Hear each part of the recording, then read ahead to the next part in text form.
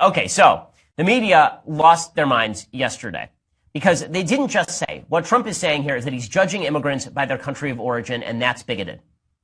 There you'd have a pretty solid argument, right? You'd have a solid argument. Now, as I say, Trump could say, listen, I wasn't saying that you're judging people by their country of origin. I'm saying that if you are going to judge people by their country of origin, as the diversity visa lottery suggests, then you do have to look at the difference between the cultures of Great Britain and the cultures of, say, Russia or Spain or Greece or any other country, right? You're going to have a hierarchy of countries from which it is most likely that people are going to be easily able to assimilate. That doesn't seem completely unreasonable to me. And Trump could even say, if you look at that Washington Post story, I say as much, right? I say I want more Asian immigrants, meaning from places like South Korea, which has a very westernized country, as opposed to say Ivory Coast, right? There are certain countries where integration is going to be easier. And then you'd have to provide some statistics to prove it. And we'll talk about the statistics in a little while. But that is not what the media are going nuts over. So the media have gone nuts over a few different things here. The first thing they've gone nuts over is the actual vulgarity that Trump said the word bleep hole. Now, number one, Trump said the word bleep hole behind closed doors. And I find it a little bit ridiculous that everybody in the media is saying, how dare Trump say that there are countries that are bleep holes? I've sat with a lot of these members of the media. They will call red states bleep holes. They will call their apartment a bleep hole.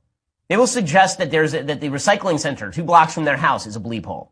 The idea that you can't say the word bleep hole, that suddenly they're very offended by this, is belied by the fact that they then went on TV and decided to say the actual word bleep hole, but not bleeping it, over and over and over. So Jim Acosta went nuts yesterday, and he just decided to say bleep hole 1,000 times in a row.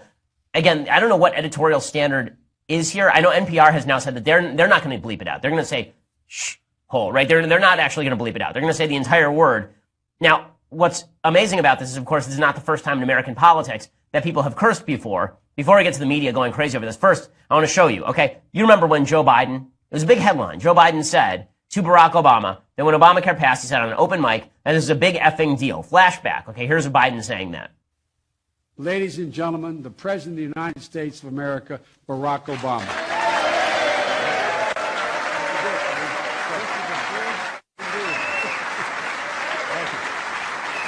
Thank you, everybody. Okay, so he says there, if you can't hear it, this is a big effing deal, right? This is a big effing deal. And this was such not a big deal to people that the Democratic Party put out a T-shirt with this on it, right? They put out a T-shirt with health reform is a BFD. I remember they sold this on the Democratic Party website. Did the media actually write out actually spell it out? Did they actually spell out the F word? Did they actually report that that's what he said, or did they bleep it out? Of course they bleeped it out, right? They bleeped it out the same way that we're bleeping it out. Same thing is true when LA Mayor Eric Garcetti swore at a King's rally. This is just a couple of years ago, right? This guy wants to run for president, and he got up and he said, this is a big effing day. Right? This is what it looked like. But there are 2 rules in politics. They say never, ever be pictured with a drink in your hand and never swear. But this is a big day. Way to go, guys. Okay, so there he is saying big effing day. Did the media print any of that? Of course they didn't print any of that. But now they're going to say S-hole over and over and over because Trump is the president. I mean, let's be clear. This is why they are changing their editorial standards. So here's Jim Acosta saying it over and over and over. We bleeped it out, but he did not bleep it. In which the president referred to countries like Haiti and countries in Africa as a hole. Obviously, I apologize for using this word here, but this is a quote from the president. Why are we having all these people from whole countries come here? Why are we having all these people from...